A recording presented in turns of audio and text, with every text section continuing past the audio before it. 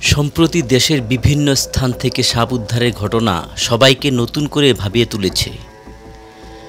বাংলাদেশের বেশ কিছু জেলায় রাসেল ভাইপার সাপ নিয়ে আতঙ্ক ছড়িয়ে পড়েছে। ফেসবুকে বিষয়টি নিয়ে অনেকে নানাভাবে উদ্বেগ প্রকাশ করছেন। অনেকে প্রচার করছেন যে সাপটি কামড় দিলে দ্রুত মানুষের মৃত্যু হয়। পরিস্থিতি এমন পর্যায়ে পৌঁছেছে রাসেল ভাইপার সাপ মেরে ফেলার প্রচারণাও চালানো হচ্ছে ফেসবুকে। এমন অবস্থায় ফরিদপুরের একজন রাজনীতিবিদ প্রকাশ্যে ঘোষণা দিয়েছেন যে রাসেল ভাইপার সাপ মারতে পারলে প্রতিটির জন্য 50,000 টাকা পুরস্কার দেওয়া হবে।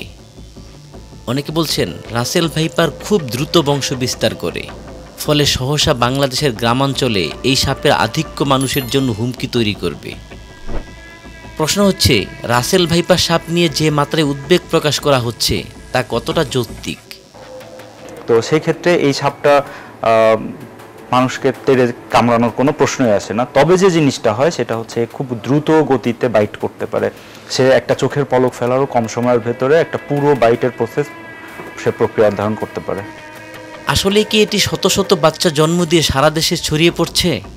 রাসেল ভাইপার যেহেতু বাচ্চা পারে, সেহেতু আমরা যেটা জানি, আমাদের রিসার্চে আমরা যেটা পেয়েছি যে এরা বাংলাদেশে 30 থেকে 35টার মতো বাচ্চা দিয়েছে। এটা আমাদের কাছে বিজ্ঞানভিত্তিকভাবে এই তথ্যটা আছে। আমরা বিভিন্ন জার্নাল থেকে দেখি দেশের বাইরে অন্যান্য জায়গায় 60 থেকে 65টা পর্যন্ত বাচ্চা হওয়ার রেকর্ড আছে। কিন্তু যে জিনিসটা প্রকৃতিতে ঘটে সেটা হচ্ছে যে এই রাসেল ভাইপার সাপ বা যে কোনো সাপের বাচ্চাই এই প্রকৃতিতে টিকে থাকতে তাদের অনেক সময় লাগে, বা তাদের একটা বড় সংখ্যক সাপ ছোটোবেলাতেই মারা পড়ে। একটা বড় সংখ্যক সাপ ছোটোবেলাতেই বিভিন্ন খাদক প্রাণীর খাদ্যের পরিণত হয়।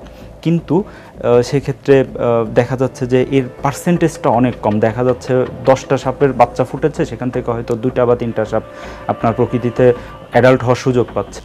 সাপ গবেষক ও বিশেষজ্ঞরা বলছেন এ প্রজাতির সাপ কামড়ালে তারও চিকিৎসা আছে এবং সময় মতো চিকিৎসা নিতে পারলে মৃত্যুর ঝুঁকি কমে আসে।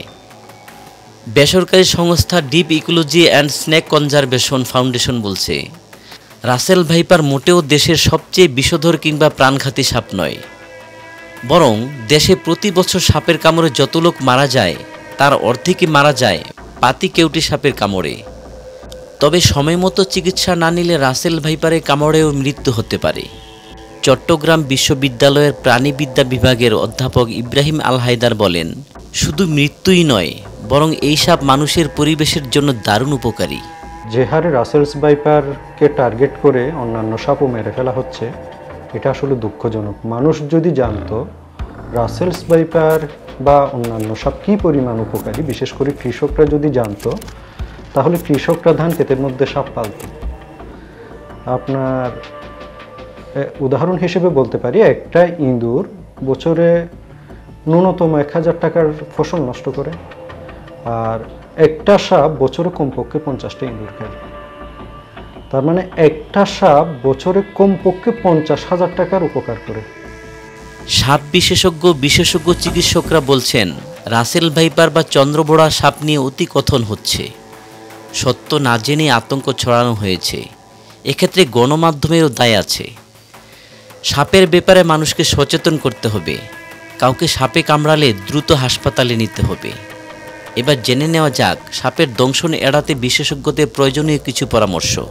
খামারকে বসতবাড়ি থেকে একটু দূরে রাখা, জমিটাকে বসতবাড়ি থেকে একটু দূরে রাখা, মাটিতে না ঘুমানো, রাতের বেলা অবশ্যই খাটে শোয়া, মশারি ব্যবহার করা। যারা ঘের পাহারা দেন, জমি পাহারা দেন, তারা আইলের মধ্যে না শুয়ে একটা মাচা করে উপরে শোয়া, মশারি ব্যবহার করা। এই বেসিক সতর্কতাগুলো খুব জরুরি।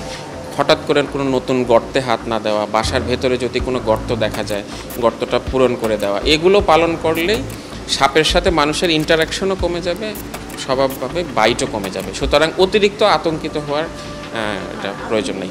বৃষ্টির মৌসুমে সাপের উপদ্রব বেড়ে যাওয়া নতুন কিছু নয়। এ সময় সাপের আবাসস্থল ডুবে যাওয়ার কারণে তারা ডিম পাড়তে শুকনো উঁচু ভূমিতে আসে।